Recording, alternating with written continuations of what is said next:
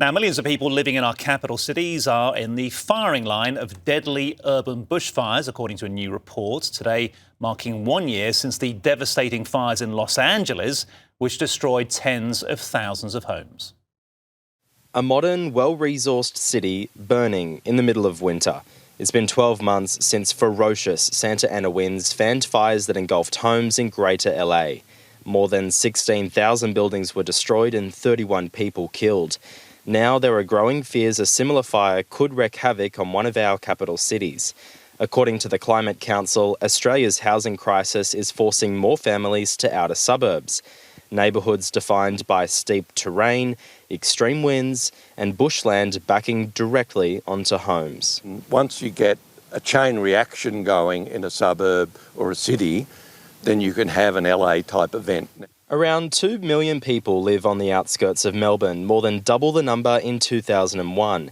According to the report, Warrandyte and the Dandenong Ranges are most at risk of bushfires.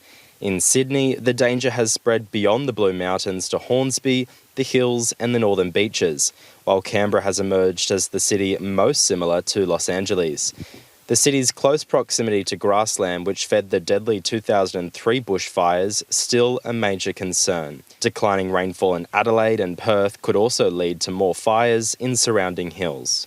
But it's Hobart that's considered Australia's most vulnerable capital city. Mount Wellington has more fuel to burn than all of Melbourne combined, putting tens of thousands of homes at risk. We are threatened by some very intense fire behaviour here in Hobart.